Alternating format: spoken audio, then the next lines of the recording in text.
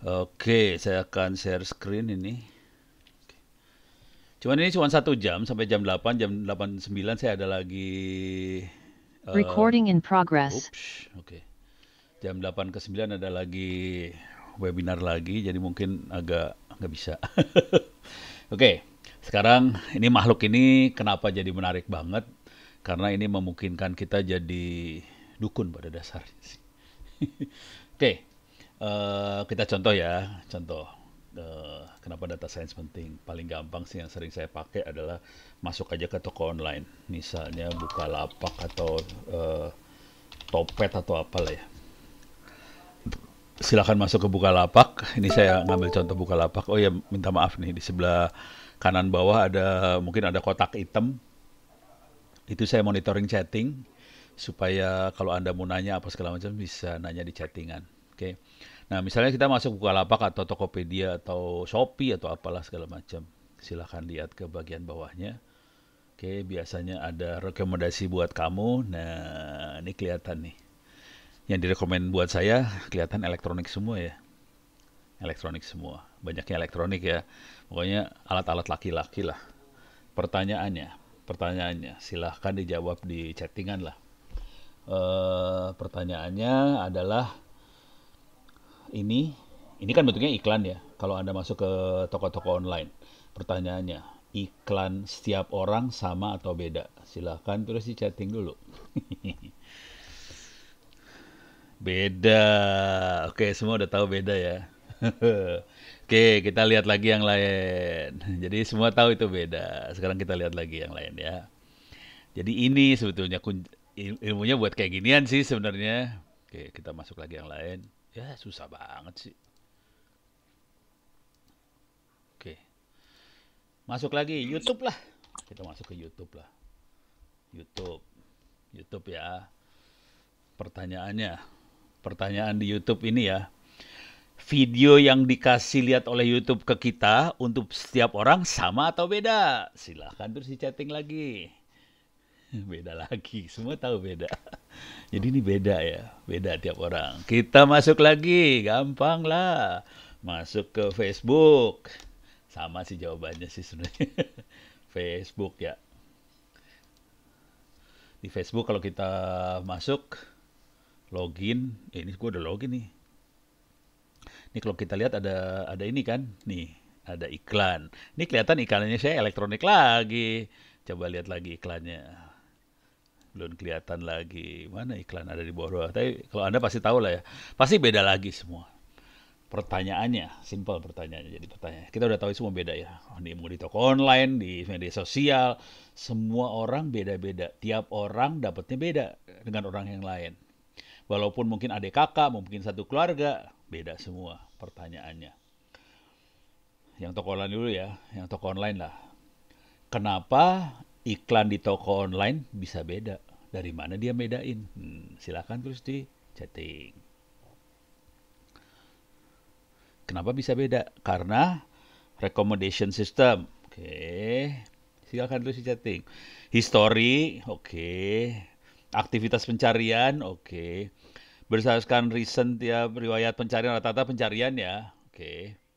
Tiap orang punya ketertarikan beda barang yang oke, history, nah riwayat pencarian. Rata-rata ngeliatnya riwayat pencarian. Betul, nggak salah riwayat pencarian. Ini juga sama dengan YouTube juga sama dengan Facebook juga ya. Riwayat pencarian. Dan itu adalah kalau dalam bahasa sederhananya kita dieksploitasi sih sebenarnya. Oleh toko online, YouTube, media sosial semua mengeksploitasi kita. Mereka kalau bahasa yang kasar eksploitasi. Cuman kalau kita pakai bahasa yang sopan, bahasanya orang-orang startup, pasti mereka pakai ngomong yang istilah yang lebih sopan, misalnya user experience, misalnya customer journey, supaya kita jadi merasa nyaman dengan platform yang mereka operasikan. Kita merasa nyaman dengan YouTube, kita merasa Apa? nyaman Mana? dengan toko online dan sebagainya, karena Ya apa yang Allah. diberikan, wah seru banget nih kayaknya. Kurang Apa yang diberikan sama persis dengan apa yang kita sukain, gitu ya. terlalu Tapi itu dapatnya dari menonjol. mana? Dari apa yang kita search. Oke, Kurang sekarang terlalu kita lihat terbuka. lagi. Jawaban itu benar. Sebetulnya lebih ekstrim dari itu sih sebenarnya. Misalnya gini nih, apa yang kita search dan apa yang kita beli ya. Jadi yang kita beli pun dicatat sih sebenarnya. Nah, yang seru adalah misalnya gini, saya akan nyari Arduino, Arduino. Oke, ini Arduino. Terus kita klik sembarangan ya. Saya akan mesen misalnya, saya klik ini, saya pengen mesen ini ya, pengen mesen ini. Oke. Nah, ini kalau kita pesen di sini ada nih barang terkait. Nah, barang terkait eh ini jujur waktu itu saya ketemu sama Ibam. Ibam itu waktu itu berapa tahun lalu ya? 2 tahun lalu, 3 tahun lalu, lupa lah. Ibam pada saat itu adalah Vice President untuk urusan data science kayak gini di Bukalapak ya. Dan dia cerita ke saya waktu itu. Jadi pada saat Bukalapak belum mengoperasikan ini barang terkait ini, perputaran uangnya emang udah belasan triliun rupiah. Perputaran uangnya bukan untung ya, beda. Jadi perputaran uang udah belasan triliun rupiah per bulan.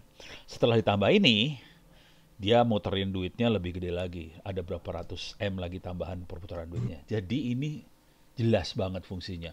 Supaya kalau kalau kita tahu bahwa kita sukanya apa, dikasih iklan yang kira-kira sesuai dengan apa yang kita suka, probabilitas kita untuk mengklik iklan tadi jadi tinggi banget. Jadi ini sangat berkaitan dengan menambah revenue sih, pemasukan dan sebagainya. Cuman apa? Kalau dari bahasa orang startup ini user experience, jadi experience-nya jadi enak banget di platformnya mereka. Karena apa yang kita cari itu pasti di rekomennya mirip-mirip dengan yang kita butuhin sih sebenarnya. Beres ya?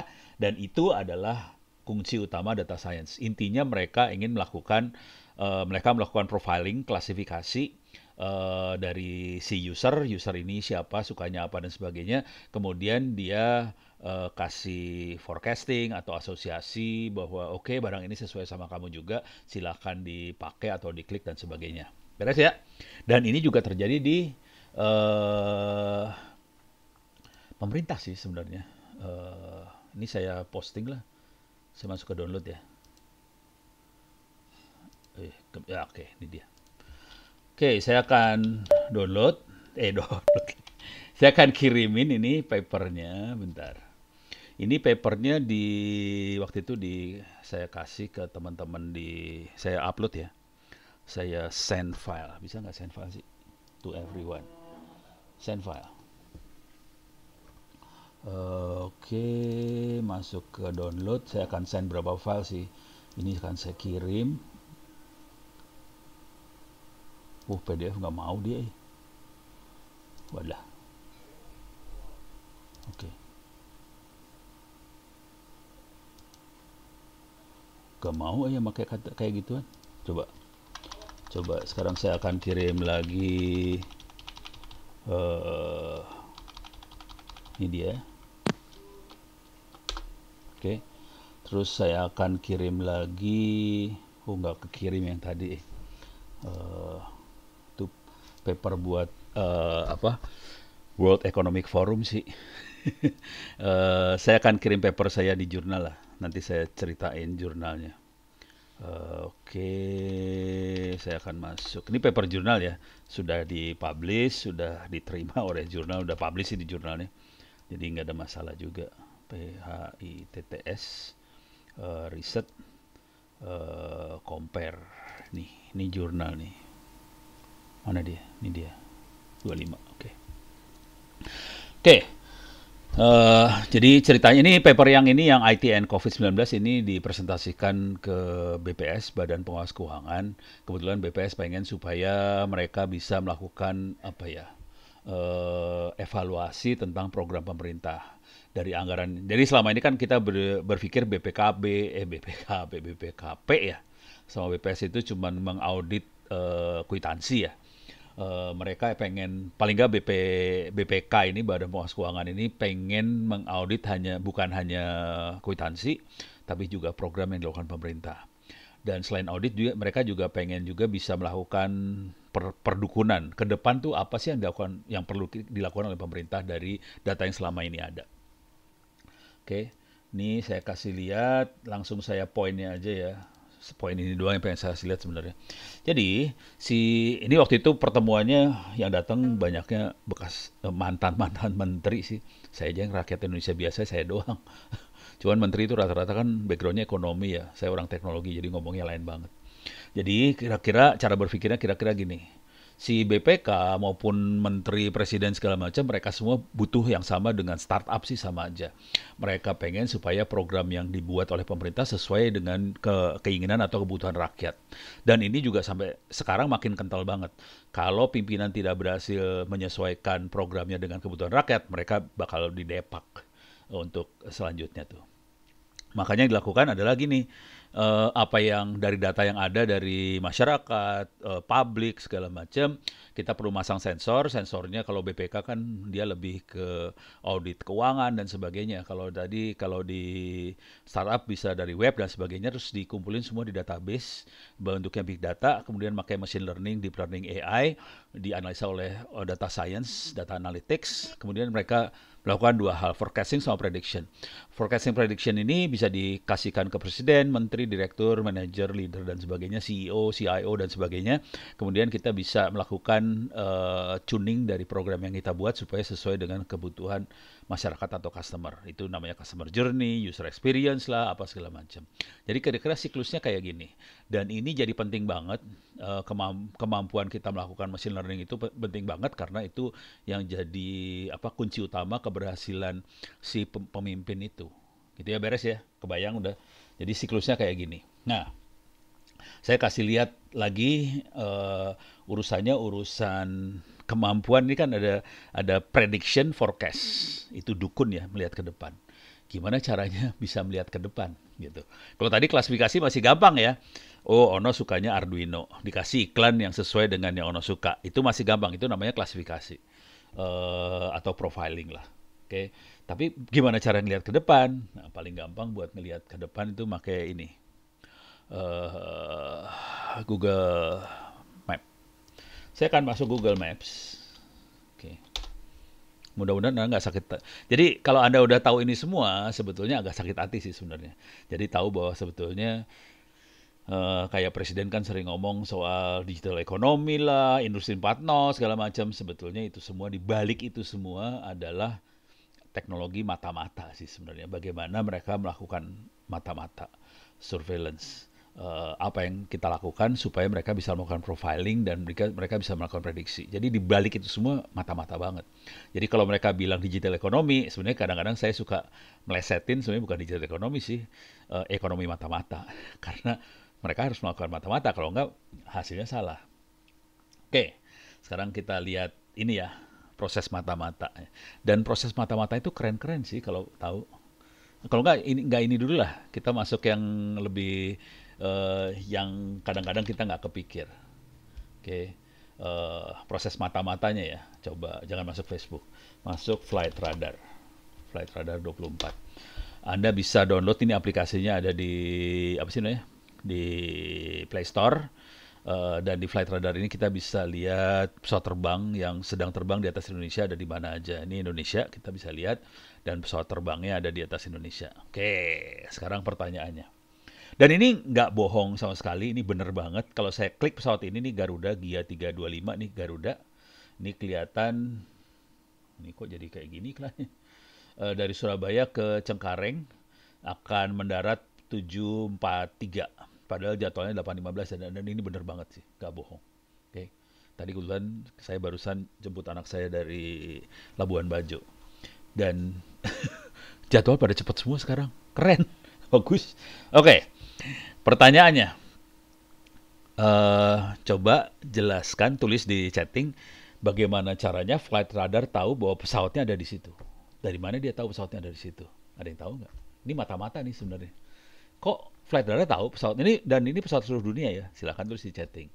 Kok dia tahu pesawatnya ada di situ? Pusing loh pada. Nggak ada yang bisa jawab, langsung pada diam. Stres ya. Pemancar di pesawat mengirimkan sinyal. Oke, pakai satelit GPS. Satelit jelas salah. GPS hampir benar.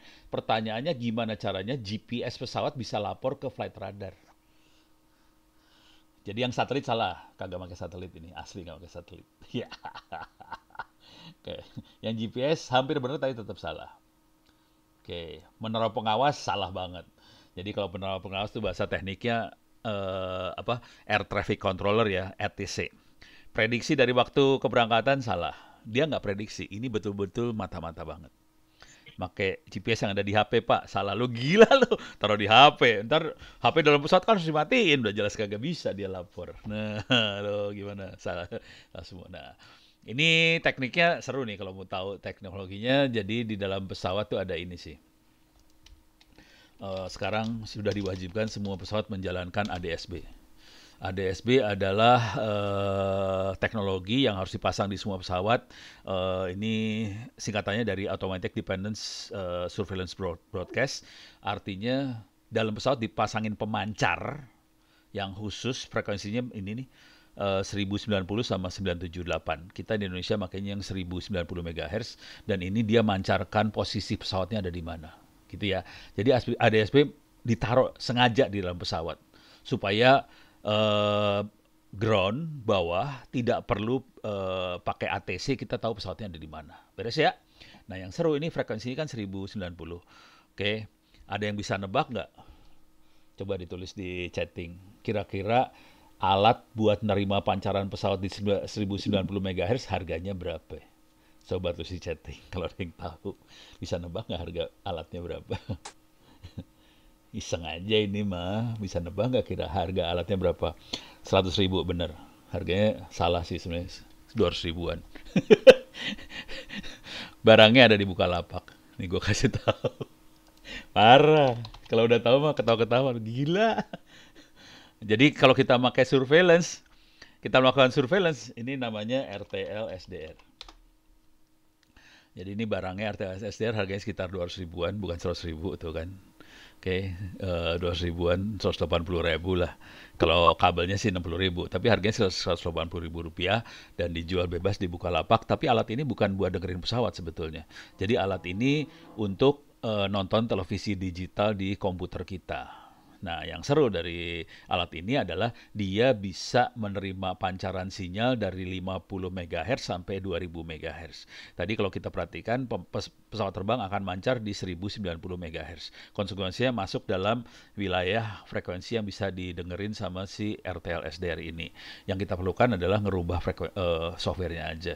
Jadi kalau Anda mau lihat, ada di catatan saya di wiki. Kalau nggak saya kasih lihat aja lah, nggak apa-apa lah. Nih ya. Ada di sini sih sebenarnya. Jadi kisahnya waktu dulu itu di Indonesia pesawat di flight radar nggak ada. Pesawat terbangnya nggak kelihatan di flight radar. Kemudian saya nyoba iseng. ADS-B ini saya cobain. Kemudian saya install, ini ada catatannya instalasi GR Air Modes ini, ada feeding ke flight radar segala macam. Dan ini adalah software yang dipakai buat monitoring pesawat terbang tadi dari RTL SDR. Coba kalau kita lihat historinya, ini tanggalnya kita lihat tanggal 2012, 16 Oktober pertama kali saya tulis. Jadi waktu itu saya ngoprek, saya upload, kemudian saya kasih tahu teman-teman saya semua, lu pada bisa dengerin pesawat terbang nih, sebenarnya kita bisa tahu kondisi pesawat terbang ada di mana segala macam. 2012, jadi sekitar 10 tahun yang lalu. Oke. Udah gitu mulai teman-teman pada bikin semua, akhirnya makanya kita bisa lihat itu sekarang, flight radar. Gitu ya, beres ya.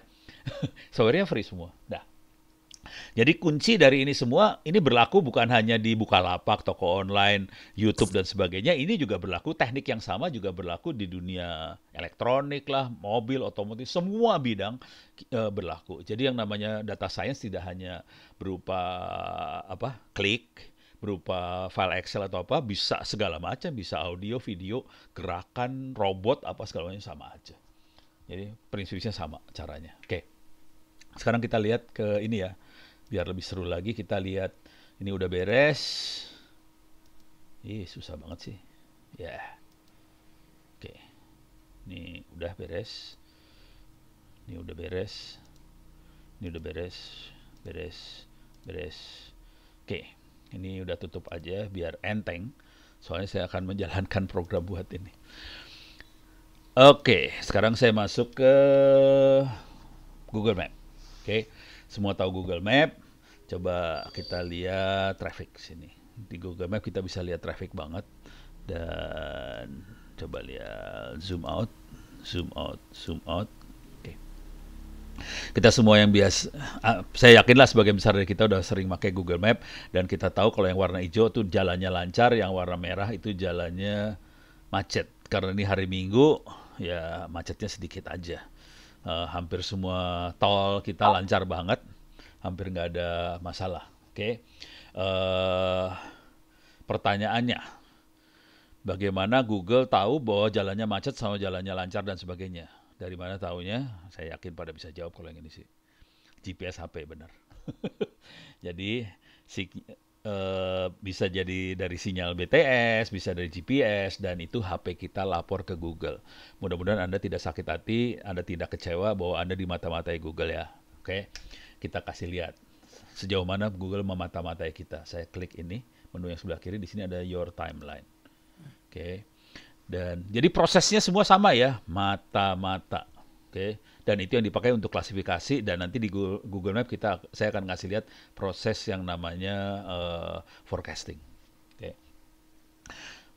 Ini kelihatan dari tahunnya, dia memata-matai, Google mematahi saya dari tahun 2009 sampai 2022. Jadi sekitar 20, enggak sampai 20. 10, 13 tahun lah Google mau mata-matai saya. Dan selama belasan tahun itu, dia tahu saya kemana aja di dunia. Kelihatan saya nggak pernah ke Amerika selama 12 tahun. Ya, males gue ke Amerika. Ngurus visanya males banget. Ke Afrika, nggak pernah ada yang ngundang orang Afrika, walaupun ini kayaknya ada yang minta webinar dari Afrika. Tapi kalau fisik gue ke Afrika males banget. Sengsara ke sana ya. Seru ya, beres ya, kelihatan di mana aja. Yang mudah-mudahan Anda tahu, kelihatan nggak kalau saya nipu Google di sini? Coba sebutkan titik mana yang saya nipu Google. Bisa sebutin nggak titik mana saya menipu Google? Tulis di chatting. Kelihatan nggak? Titik di tengah laut, ya betul. Pada tahu semua itu di laut, betul.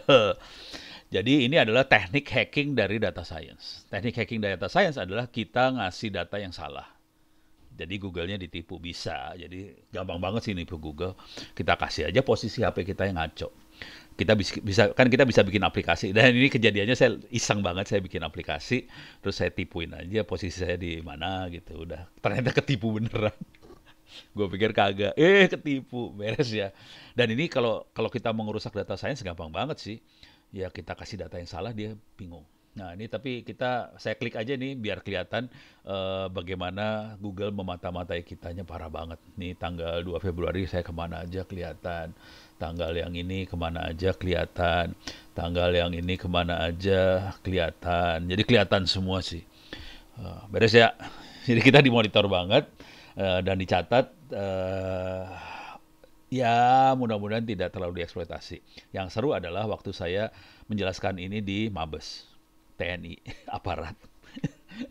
Yang pegang layar, yang dipakai adalah komputer punya anggota kebetulan. Udah gitu, saya iseng banget kan. Coba masuk ke Google Map. Langsung kelihatan kan dia kemana aja tiap harinya. Stres itu, satu markas besar, takut stres semua. Lah jadi selama ini kita dimonitor, iyalah gerakan aparat Indonesia mah kelihatan kemana aja, gampang tinggal kirim rudal selesai masalah, saya bilang gitu aja, stres gitu semua, beres ya. Oke, bagaimana caranya setelah melakukan ini, Google melakukan forecasting, gampang banget sih. Coba kita melakukan forecasting ya di sini. Oke.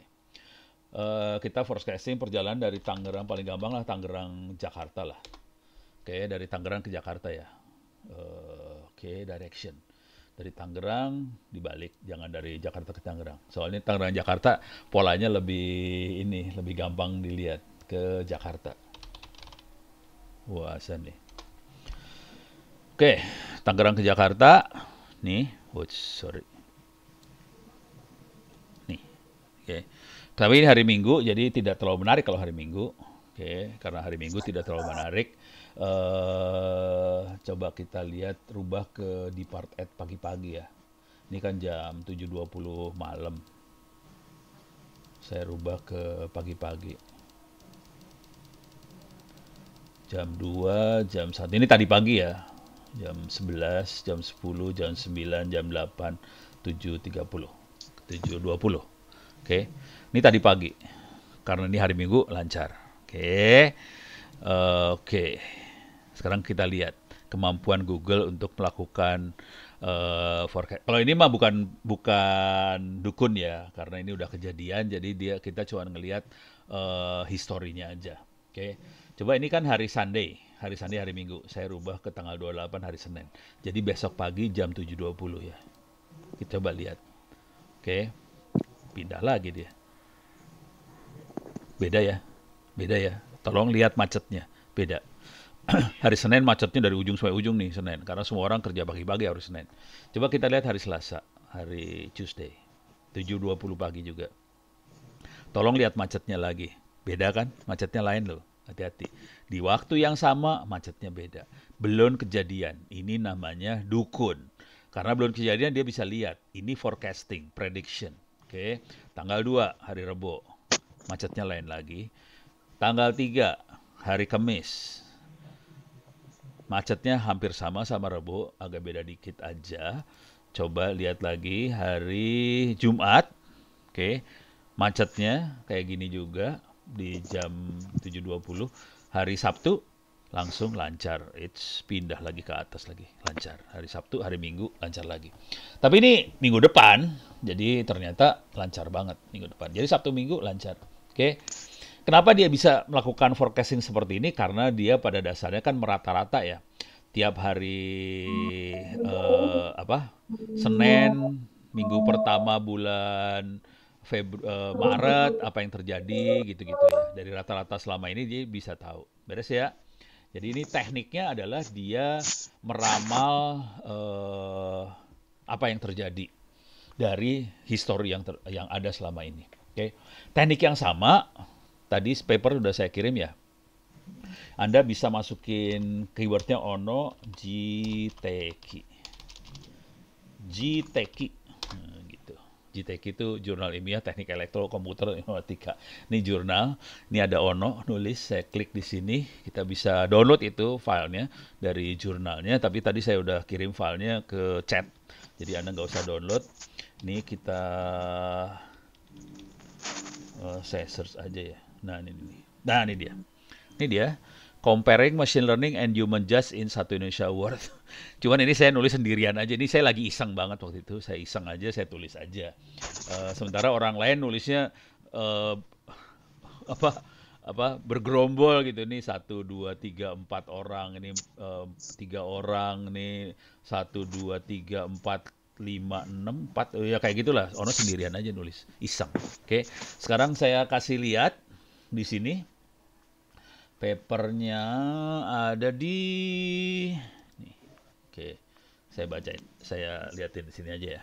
Nah, kalau Anda download bisa bentuknya kayak gini sama papernya sama aja. Saya judulnya dulu ya, judul. Comparing membandingkan machine learning dengan human judge. Human judge artinya juri manusia di Satu Indonesia Award. Proses Satu Indonesia Award. Jadi Satu Indonesia Award itu apa? Mungkin saya kasih lihat dulu sedikit, saya akan ngomong cepet aja. Satu Indonesia Award nih. Masukkan satuindonesia.com, nanti di situ ada Satu Indonesia Award, Anda bisa klik Satu Indonesia Award. Satu Indonesia Award sudah berjalan sekitar 12 tahun, jadi setiap tahun orang bisa memasukkan nominasi siapa yang pengen dikasih award, dan jumlahnya ini sudah belasan ribu orang tiap tahunnya. Never translate this website. Jadi Anda bisa masuk sini. Nah, ini kita bisa lihat jurinya siapa aja. Whoops, jurinya mantap. Yang ini yang mantap. Ini Pak Boy dari Astra, Bu Diah dari Astra. Tapi yang penting jurinya ini yang menarik. Ada Bu Nila Muluk, Bu Profesor Nila Muluk itu Menteri Kesehatan waktu itu. Pak Profesor Emil Salim, Menteri, pernah berapa kali jadi Menteri apa-apa gitu ya, termasuk Menteri Lingkungan Hidup di zamannya Pak Harto. Pak Fasli itu Wakil Menteri Pendidikan waktu itu di zaman siapa ya, lupa ya, SBY kalau nggak salah. Oke, ada Bu Puni dan sebagainya. Nah, jurinya kayak gitu. Dan ini sudah belasan tahun juri ini ngasih nilai sih sebenarnya. Jadi kalau tulisan seperti ini nilainya berapa, tulisan seperti ini nilainya berapa, dan ini belasan tahun. Jadi ada kayak nilai soal esai ya, esai lah. Jadi kalau tulisannya seperti ini kan esai ya, tulisan seperti ini nilainya berapa. Nah, dan ini dikumpulin selama belasan tahun. Nah, yang saya lakukan adalah kebetulan yang mengumpulkan teman-teman di Tempo, saya minta sama teman-teman Tempo, bagi dong arsip lu. Jadi saya dapetin arsip tadi, kalau tulisan seperti ini nilainya berapa segala macam, dan udah gitu yang saya lakukan saya bandingkan antara sorry salah ini dia, antara arsip itu dengan, jadi saya bikin model kemudian saya melakukan regresi, oke. Dan akhirnya antara machine learning dengan juri manusia errornya kecil, found to be reasonably similar, errornya kecil. Jadi antara prediksi mesin artificial intelligence atau data science, data apa segala macam tadi, machine learning dengan manusia bedanya dikit banget gitu ya. Source code-nya juga saya kasih di sini nih, source code-nya saya pakai Orange, nanti saya kasih lihat Orange-nya seperti apa. Ini Orange, source code-nya Orange. Dan ini papernya. Dan Orange Anda bisa download free di sini. Orange Data Mining. Oke. Ini dia, ada bagian download.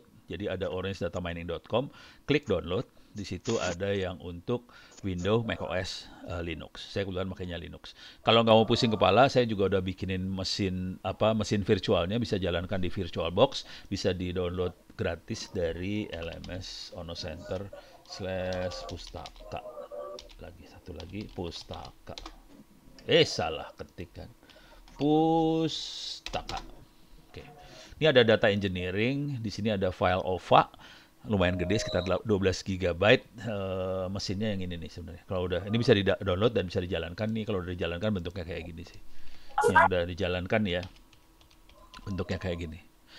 Username-nya Ono, passwordnya 123456, bisa dijalankan. Oke. Nah, ini udah beres, dan dari situ kita bisa melakukan prediksi yang tadi. Oke. Nah, saya masih punya waktu sekitar 30 menit lagi. Saya akan coba ngomong cepet aja, kasih contoh yang cepet-cepet aja. Paling gampang mungkin ada baiknya saya kasih ini dulu ya, filosofinya dulu. Jang.txt. Sambil nunggu itu saya akan jalankan Orange Canvas ini di mesinnya. Oke. Jadi filosofinya sederhana, machine learning itu pada dasarnya dia akan memecahkan persoalan seperti ini. A kali X plus B sama dengan Y. Oke.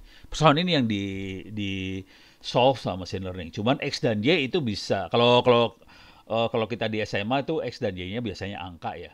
Kalau di machine learning X dan Y-nya bisa kata-kata, bisa tabel, bisa banyak kolom dalam tabel, bisa gambar, bisa suara, bisa suka-suka, masukin apa aja bisa sebenarnya ya. Pertanyaannya, AX plus B sama dengan Y itu persamaan apa? Silakan ketik di chatting. Persamaan apakah itu? AX plus B sama dengan Y. Persamaan apakah itu? Regresi. Bukan persamaan apakah itu. Kok regresi sih? Persoalan linier, garis ya, betul, linier. Oke, sekarang saya kasih contoh. Dan ini nanti ke machine learningnya enak banget sih sebenarnya, kayak gini persis sih. Jadi kalau Anda nanti ngelihat yang namanya, Anda bisa ngelihat kuliahnya ada di sini ya, ini free sih. Ini kuliahnya ada di Open Course ITTS ACD, ada data engineering, kuliahnya ada di sini. Di sini saya akan di sini membahas cara, tapi nanti teman-teman bisa AI juga akan ngajarin sih kalau nggak salah. Jadi ada tentang Orange, di sini ada R, tapi ini kuliah online yang nggak ada dosennya ya. Jadi Anda belajar sendiri di sini. Kalau di Bisa AI kan nanti ada dosennya ya. Ada Python, ada keras, ada macam-macam. Oke, ini saya copy paste aja URL-nya. Ini free, cuman nggak ada dosennya. Anda belajar sendiri pada dasarnya. Oke. Nah, ini tadi balik lagi ke sini. Nah, saya kasih lihat proses yang namanya training. Oke, misalnya X sama dengan 1, kita dapetin Y-nya 7. Kita kasih training nih mesin. Oke, ke sistem ini regresi linear atau regresi logistic regression terserah. Saya 2, ini 8. 3, ini 9. Oke, ini saya kasih data. Jadi istilah di orang-orang machine learning ini training. Jadi 172839 adalah training data. Pertanyaannya adalah A sama dengan berapa, B sama dengan berapa. A dan B adalah model. Oke, silakan jawab di chatting. A-nya berapa, B-nya berapa untuk data training seperti ini.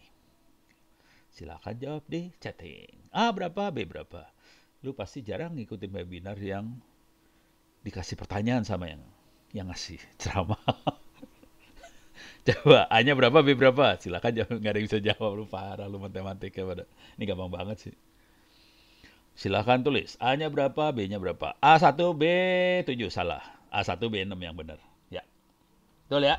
Dapat A1, B-nya 6. A1, B6 itu namanya model. Jadi kita nyebutnya ini model.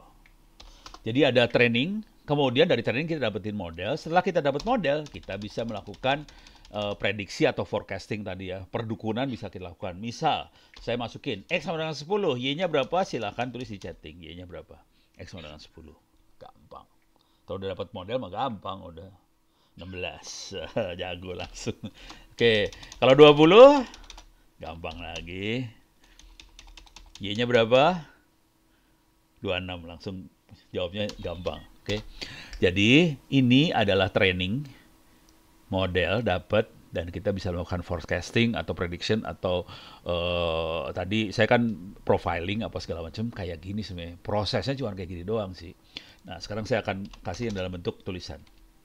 Misalnya misalnya saya bikin tulisan gini ya. Bisa AI keren. Keren. Keren susah banget sih. Saya kasih training dulu ya. Y-nya sama dengan 1. Udah gitu saya kena COVID. Y-nya 0. Terus misalnya Jakarta bebas banjir. Jangan diprotes dulu ya. Kenyataannya sih enggak sih. Tapi misalnya Jakarta bebas banjir. 1. Misalnya, jadi ini perhatiin, X-nya sekarang udah bentuk kata-kata. Oke. Y-nya masih berbentuk angka 1010, tapi bisa aja saya bilang 1 jadi positif, 0 jadi negatif. Boleh juga. Jadi Y-nya boleh kata-kata, boleh juga tulisan apa serah. Oke. Saya nggak nanya A dan B di sini karena saya berani taruhan Anda pusing kalau ditanya A dan B.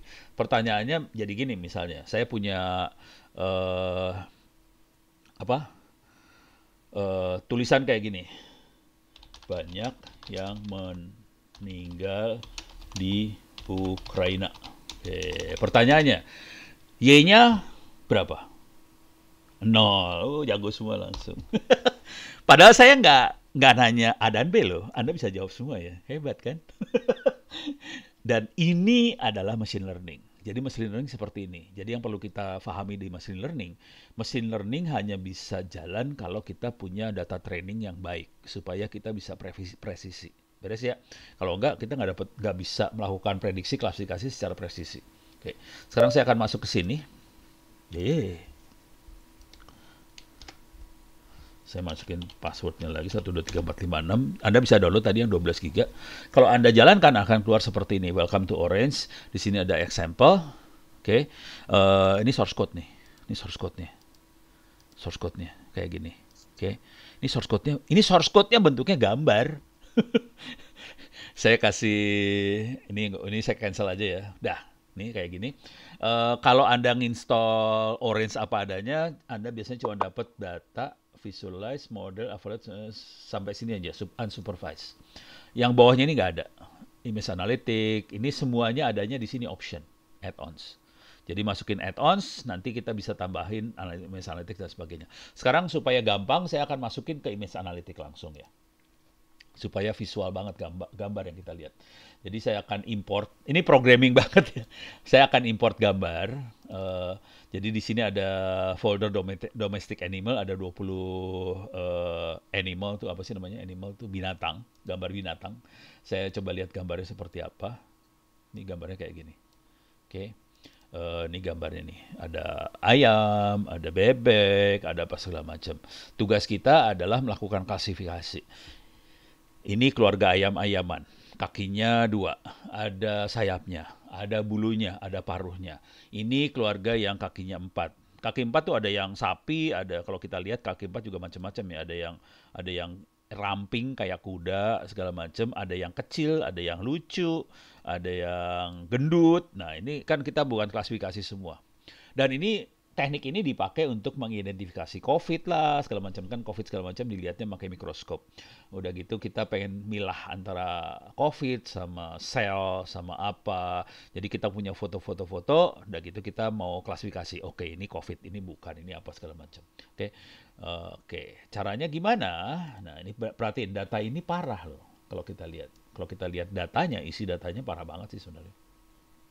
Datanya bentuk kita bisa lihat dalam bentuk file Excel, cuman informasi yang dikasih kita cuma nama, nggak ada nggak di informasi di sini tidak ada informasi sama sekali bahwa ini keluarganya siapa, nggak ada loh. Pengelompokannya nggak ada di sini. Di sini ada file PNG, kemudian ada size-nya kilobyte, kemudian ada pixel, berapa kali berapa, width sama height-nya, pixel. Tidak ada sama sekali informasi ini punya siapa. Oke, nah sekarang dengan informasi seperti itu kita harus bisa melakukan klasifikasi. Caranya adalah kita harus melakukan regresi dari makhluk ini. Cara regresinya gimana? Matang dah barisan urusan. Nah ini di sini ada image embedding, ini adalah mekanisme regresinya. Di sini ada Google Inception V3. Oke, makhluk apakah itu? Coba kita lihat dulu Google Inception V3 itu apa. Google. Ini kalau ada pertanyaan silahkan ketik loh. Cuman waktunya sempit, emang susah. Oke, saya lihat gambarnya. Nah, ini adalah regresi. Ini adalah neural network. Oke. Dan kalau kita klik di sini, kita bisa lihat, bisa nggak kelihatan? Saya gedein, bisa kelihatan. Oke. Wah, seru. Ini kelihatan outputnya dia akan ngeluarin 8 kali 8 kali 2048. 2048 adalah fitur hasil ekstraksi dari gambar-gambar itu. Jadi sebetulnya waktu kita melakukan machine learning kita harus dapetin fitur. Oke, ini kakinya ada berapa sih? 2. Oke, ini kakinya ada bulunya nggak? Ini ada buntutnya nggak? Ini ada sayapnya nggak? Ini ada paruhnya nggak? Ini gendut nggak? Ini kurus nggak? Segala macam itu semua fitur.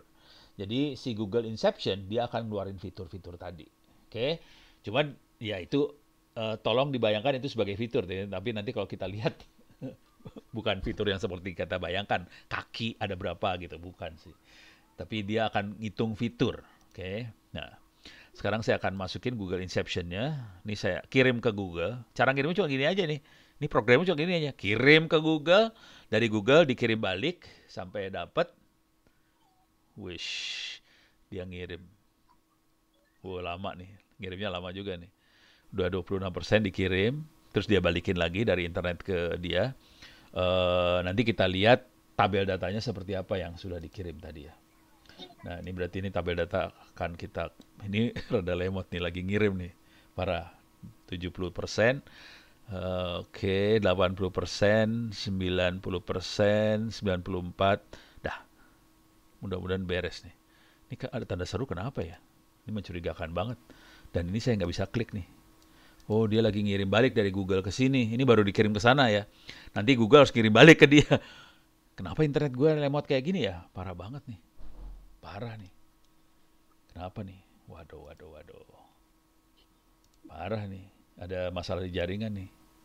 Tapi nggak apa-apa lah. Kayaknya udah berhasil. Kita lihat sekarang datanya, ini perhatiin, sekarang datanya berubah ya. Ini data yang asli sebelah kiri, ada 5 kolom data asli. Cuma ada N0, N0 segala macam. Ini ada angkanya doang. Ini yang tadi saya maksud dengan fitur seperti ini. Fitur ini di-generate oleh Google Inception V3. Jadi tugas kita adalah, ibaratnya gini lah kalau kita mengelompokkan.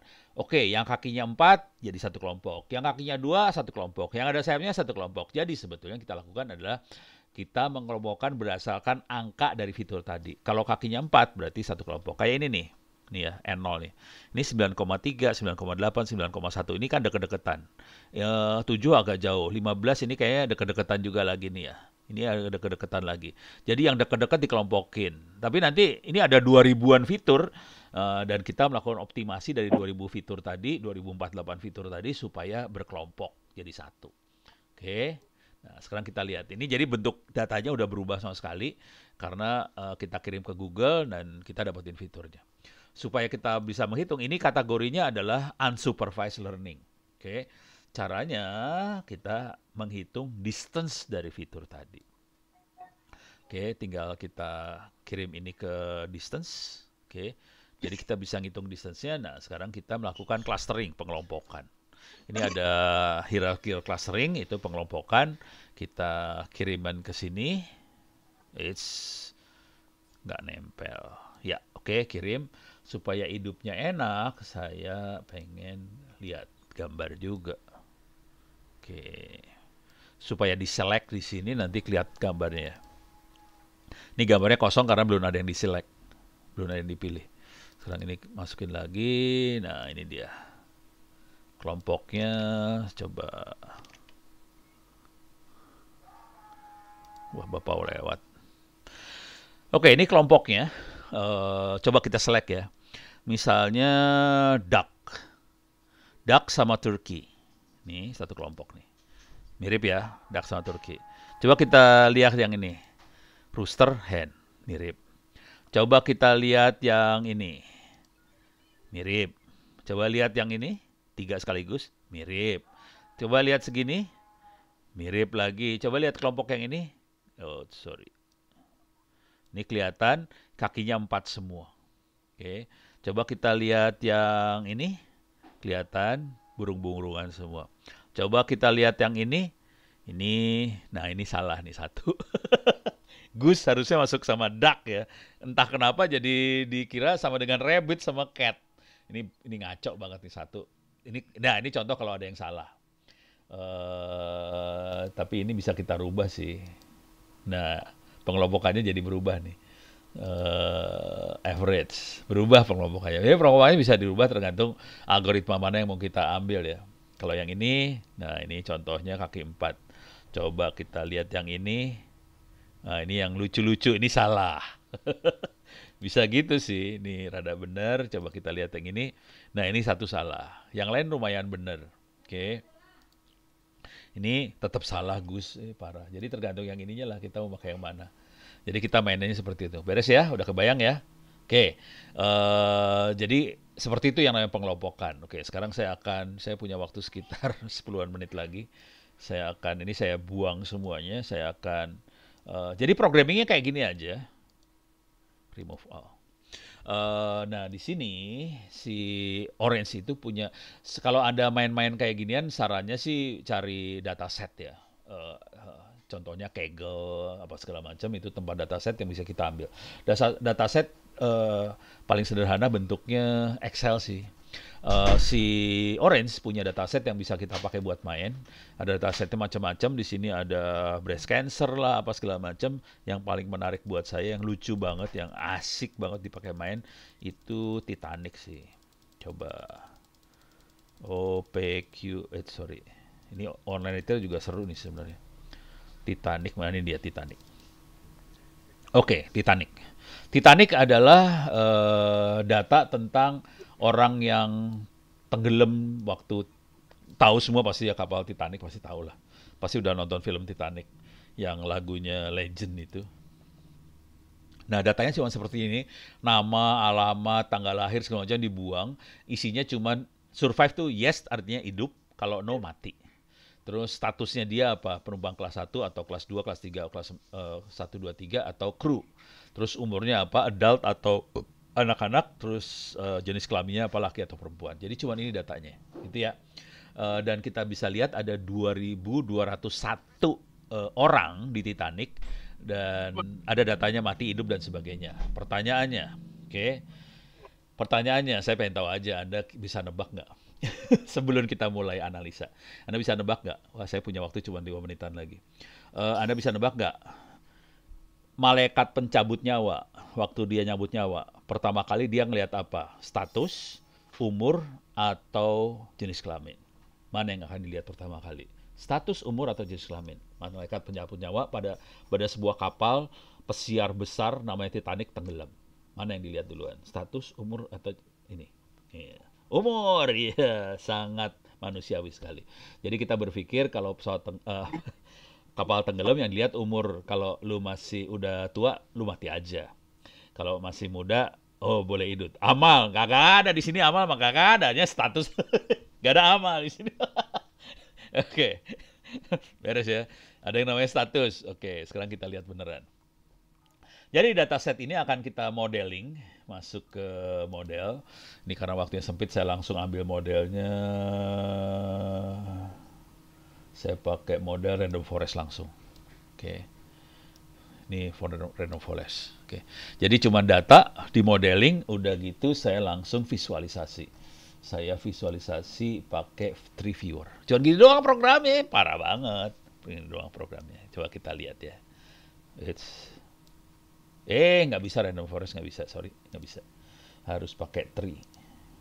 Pakai tree. Random forest nggak bisa. Cuman presisian random forest sih sebenarnya. Oke, pakai tree, masuk ke tree viewer. Oke. Sekarang kita lihat efeknya. Levelnya 2 aja. Oke. Jadi, sebagian besar Anda milihnya umur ya. Oke. Jadi waktu Titanic tenggelam, ternyata yang dilihat pertama kali sama malaikat pencabut nyawa adalah jenis kelamin. Kalau Anda perempuan, 73% probabilitas Anda akan hidup. Kalau Anda laki-laki, hanya 21% kemungkinan Anda akan hidup. 80% laki-laki yang naik Titanic akan mati. Jadi yang tadi bilang umur, salah. Keren ya. Ini dari data statistik yang isinya cuma kayak gitu loh. Filenya cuma gitu doang, kita langsung bisa. Jadi ini kalau dalam bahasa ini biasanya sering decision support system. Bagaimana kita menentukan keputusan. Gitu ya, decision support system. Sistem pendukung keputusan. Nah, dari sini kelihatan jelas. Pertama kali parameter yang dilihat bukannya umur, bukannya status, yang dilihat adalah jenis kelamin, laki atau perempuan. Lu perempuan, hidup. Lu laki-laki, mati aja lu. Gitu. Menarik ya, bukan umur ya. Seru kan? Tapi nanti harus ngerti cerita di balik Titanic itu seperti apa. Kenapa sampai umur yang diduluin. Ada ceritanya juga kan. Kalau Anda nonton film Titanic pasti tahu cerita itu. Oke, kita naikin levelnya. Ketiga. Oke, baru di ketiga akan beda. Kalau di perempuan dilihat statusnya dulu. Anda penumpang kelas ekonomi kelas 3 atau Anda kru kelas 1 kelas 2. Kalau Anda kru kelas 1 kelas 2 92% akan hidup. Kalau ekonomi kemungkinan hanya 50% hidup, sisanya mati perempuan ekonomi. Oke. Bahkan kalau lihat videonya, filmnya Titanic, sebagian dari penumpang ekonomi itu dikunci di bawah. Jadi nggak bisa keluar, mati sama ininya. Jadi karena sebagian emang kekunci di bawah. Nah, beda dengan laki-laki. Laki-laki tadi jenis kelamin ya. Yang kedua dilihat di laki-laki bukan status, tapi umur. Kalau Anda dewasa, mati. Kalau anak-anak bisa hidup. Oke. Dan kalau kita naikin lagi levelnya ke level 4 lebih seru lagi. Jadi kalau ini saya pindahin aja. Kalau Anda anak-anak kelas 1 kelas 2 100% akan hidup. Kalau Anda kelas 3 mati. Jadi anak-anak baru dilihat statusnya. Oke. Di sini juga akan kelihatan di kru first sama second class. Kalau Anda first second class akan hidup, kalau kru kru perempuan ya kemungkinan bisa mati juga sih. Tapi kalau yang ini bisa hidup. Jadi kira-kira kayak gini. Dari data yang ada kita bisa ekstrak ini keputusan apa yang diambil. Dan ini bisa macam-macam sih. Oke. Ini masih ada waktu sekitar 5 menitan lagi. Saya akan ini udah beres ya. Saya tutup aja. Ini nggak ada pertanyaan ya. Aman sih, Om. Bentar. Ada pertanyaan nggak sih? Saya nggak bisa lihat nih. Sorry. Coba. Bentar. Saya lihat. Ada pertanyaan kagak? Kagak ada. Kok gue nggak bisa lihat sih? Oh, ini dia. Sorry. Oh, nggak ada pertanyaan ya. Saya sambil monitoring ini lagi soalnya. Oke, saya share screen lagi. Oke, sorry. Jadi lemot banget, Lemot banget, Aduh. Mudah-mudahan nggak ngehang nih komputer saya. Ini, alah. Lemot deh. Oke, ini beres. Ini tutup. Sorry. Masih kayak gini juga sama. Coba kita ganti datasetnya. Datasetnya ini ada macam-macam sih. Ada misalnya pembelian mobil lah, car, mana car? Car evaluation. Oke, sama aja caranya, kayak gini juga. Datanya kayak gini aja. Eh, jadi beli atau nggak jadi beli, harga sangat mahal, maintenance mahal, fee itu mahal, jumlah pintu 24, 2, 3, 4 dan banyak, jumlah orang, ini luggage tuh apa sih luggage teh? Bagasi, sama safety, low, medium, high. Jadi datanya kayak gini. Perhatikan datanya bukan angka aja ya. Ada kata-kata, ada angka, suka-suka lu masukin apa datanya. Cuman ini klasifikasinya. An ACC itu nggak jadi, ACC jadi. Kira-kira kayak gitu. Oke. Nah, sekarang kita lihat lagi tree viewer-nya. Oke, kita langsung ke levelnya. Jadi kelihatan, ini orang bule ya. Kalau orang Indonesia kan kemungkinan gini ya. Kalau orang Indonesia beli mobil, kemungkinan yang dilihat harga. Kalau orang bule kagak ternyata. Harga udah nggak penting buat orang bule. Yang dilihat adalah jumlah orangnya ada berapa. Probabilitasnya orang akan beli kalau, target kelasnya yang ACC lah. ACC. Jadi orang akan beli kalau penumpangnya 4 atau lebih. Kalau 2, probabilitas belinya lebih dikit. Jadi yang pertama dilihat adalah manusia dan dia akan lebih suka kalau jumlahnya 4 atau lebih orang dalam mobil tadi, gitu ya. Jadi kemudian yang kedua dilihat kelihatan ini safety. Kita bisa lihat lagi naikin. Jadi yang kedua adalah safety. Kalau dia high sama medium dia beli. Kalau low nggak dibeli.